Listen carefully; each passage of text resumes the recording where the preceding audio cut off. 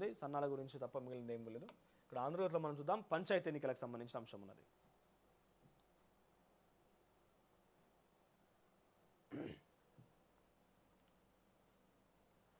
సంక్రాంతికి పంచాయతీ బేరీ అనే ఒక అంశం హైలైట్గా ఉన్నది ఆంధ్రజ్యోతిలో.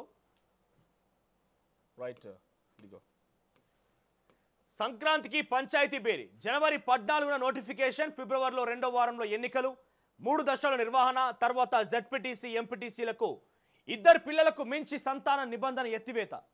గతంలో 3 పిల్లలు ఉంటే పంచాయతీ ఎన్నికల్లో పోటీ చేసే అవకాశం ఇయ్యలే. సో ఈసారి ఎంతమంది ఉన్నా సరే పోటీ చేయొచ్చంట.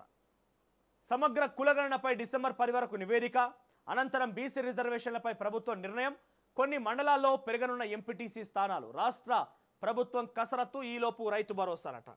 ఇక పంచాయతీ ఎన్నికల నిర్వహణపై రాష్ట్ర ప్రభుత్వం దృష్టి పెట్టింది. రానున్న సంక్రాంతి ఎన్నికల షెడ్యూల్ను విడుదల చేసేందుకు ముమ్మర కసరత్తు చేస్తోంది. ఈ మేరకు ఫిబ్రవరి 2వ వారంలో సర్పంచ్ ఎన్నికలు నిర్వహించే అవకాశాలు ఉన్నాయి. ఫిబ్రవరి 2వ వారం అంటే ఇంకా 2 నెలలు పడుతుంది దగ్గర సమయం. తెలంగాణ వ్యాప్తంగా సర్పంచ్ ఎన్నికలకు ఒకే రోజు జరిపితే ఎదురయ్యే సవాళ్లను దృష్టిలో ఉంచుకొని మొత్తం 3 విడతల్లో ఎన్నికలు నిర్వహిస్తామని రాష్ట్ర ఎన్నికల సంఘం ప్రకటించిన సంగతి తెలిసిందే.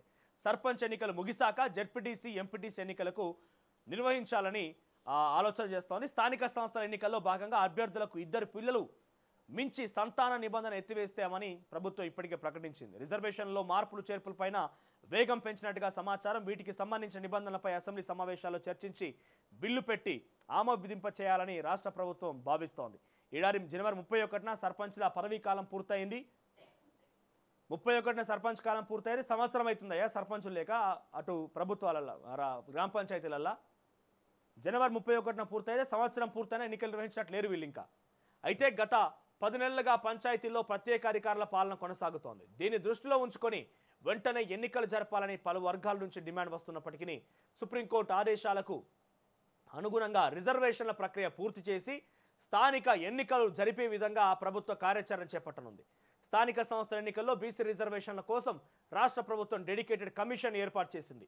ఈ కమిషన్ సమగ్ర కులగణన పూర్తి చేసి డిసెంబర్ 10 నాటికి నివేదిక అందచేయనున్నట్టుగా తెలుస్తోంది. ఆ నివేదికను పరిశీలించిన అనంతరం బీసీ రిజర్వేషన్లపైన ప్రభుత్వం ఓ నిర్ణయం తీసుకోవాలన్న ఉద్దేశంతో ఉంది.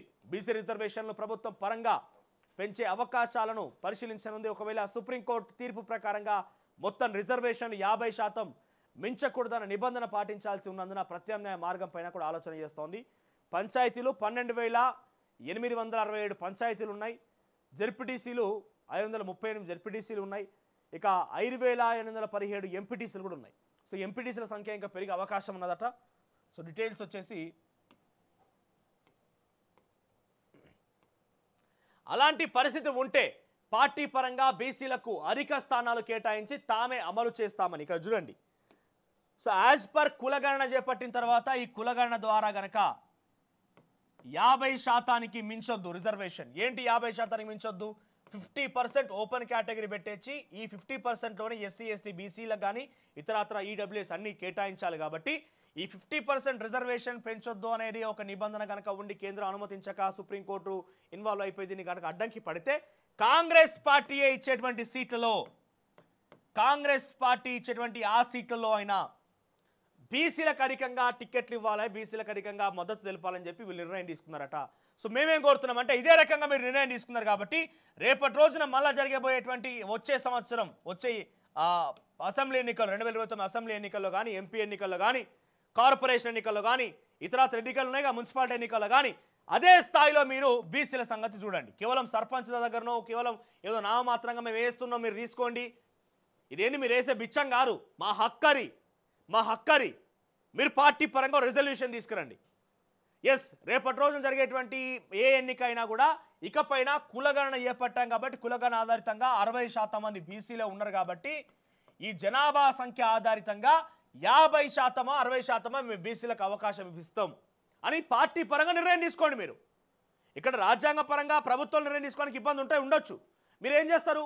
ఈ 50% ఉదాహరణ తీసుకుంటే తెలంగాణ రాష్ట్రంలో రిజర్వేషన్లు 31 స్థానాలు పోంగా 31 స్థానాలు ఎస్సీ ఎస్టీ రిజర్వేషన్లు పోంగా మిగిలినటువంటి ఆ 119 స్థానాలు 31 సీట్లు పోంగా మిగిలినటువంటి ఆ మిగిలిన సీట్లలో 60% బీసీలకు ఇవ్వండి. 60% జనాభా ప్రాతిపదికన బీసీలకు ఇవ్వండి. ఈ నిర్ణయం తీసుకోండి, ఏమవుతున్నది? ఓ 70-72 వస్తాయి అనుకోండి, ఆ 72 దాంట్లో 60% బీసీలకు ఇవ్వండి. మీరు 60 సీట్లు ఇవ్వండి, పోనీ ఈ 60 సీట్లు ఇవ్వండి. ఆ నిర్ణయం కాంగ్రెస్ పార్టీ ప్రభుత్వం ఇంటర్నల్గా పార్టీ రిజల్యూషన్ పాస్ చేసుకోండి. ఇప్పుడు ఏమున్నది, 12,000 గ్రామ పంచాయతీలు ఉన్నాయి. సో ఈ 12,000 గ్రామ పంచాయతీలో ఉదాహరణ తీసుకుంటే ఒక 3,000 గ్రామ పంచాయతీలో ఏమో వాళ్ళకు రిజర్వేషన్ల కొద్దీ పోతాయి కావచ్చు.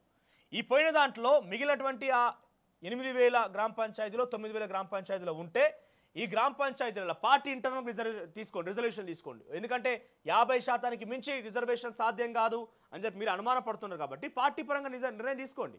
ఏమని, ఈ 8,000 గ్రామ పంచాయతీలలో బీసీల వాటా వచ్చేసి 6,000 అని చెప్పి తీసుకోండి. మిగిలిన 2,000% మీరు ఎవరికి మద్దతు తెలుపుతారో వాళ్ళకి ఇచ్చేయండి.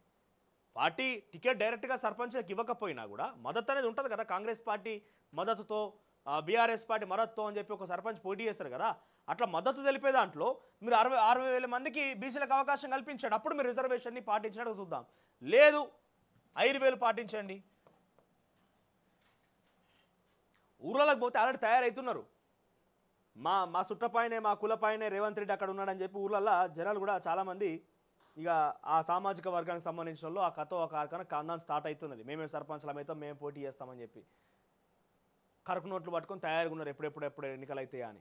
సో జెడ్పీటీసీలు ఉన్నాయి, జెడ్పీటీసీలో కూడా వాళ్ళకి టికెట్ కేటాయించండి. 538 ఉన్నాయంటే వాళ్ళ రిజర్వేషన్ సంబంధించి ఒక 100 పోయినా కూడా మిగిలిన 400 దాంట్లో రిజర్వేషన్ అక్కడ అమలు చేయకపోయినా కాంగ్రెస్ పార్టీ అంతర్గత నిర్ణయం తీసుకోండి. మీరు ముందుకు రండి. 60% ఉన్న బీసీ కులాలకు 60% మేము పార్టీ పరంగా సీట్లు ఇస్తామని చెప్పండి. రాష్ట్ర వ్యాప్తంగా 12,000